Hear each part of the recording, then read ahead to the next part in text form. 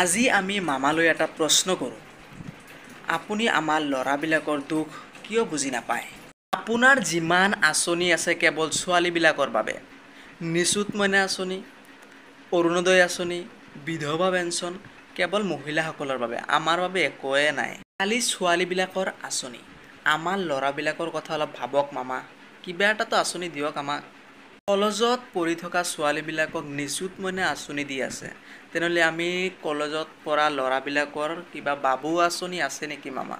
যদি থাকে কিবা এটা আঁচনি দিয়ক আমাক চলিবৰ কাৰণে। আমাক বাবু আঁচনি দিয়ক এটা। আমি সকলো ল'ৰাই আপোনাৰ ওচৰত অনুৰোধ জনাইছোঁ যাতে আমাৰ বাবে কিবা এটা আঁচনি ওলাওক, যাতে আমাৰ ল'ৰাবিলাকৰ কলেজ পঢ়াত সুবিধা হয়। যেনেকুৱা বাবু আঁচনি দিয়ক আমাক, ছোৱালীবিলাকৰ যেনেকুৱা মইনা আঁচনি, আমাক বাবু আঁচনি দিয়ক। ভিডিঅ'টো আপোনালোকে ইমান শ্বেয়াৰ কৰক যাতে মামাৰ ওচৰলৈ এইখন ভিডিঅ' যায় আৰু মামাই এই আঁচনিৰ বিষয়ে, বাবু আঁচনিৰ বিষয়ে অলপ ভাবি চিন্তি যদি বাবু আঁচনিখন আমাক দিয়ে আমাৰ বহুত সহায় হ'ব ল'ৰাবিলাকৰ, কাৰণ ল'ৰাবিলাকে কলেজত পঢ়ি থাকে কিন্তু পইচা নাই, যাবলৈ পইচা নাই। যদি বাবু আঁচনিখন দিয়ে অলপ ল'ৰাবিলাকৰ অলপ হেল্প হ'ব। ভিডিঅ'টো যিমান পাৰে শ্বেয়াৰ কৰক, লাইক কৰক আৰু ছাবস্ক্ৰাইব কৰিব।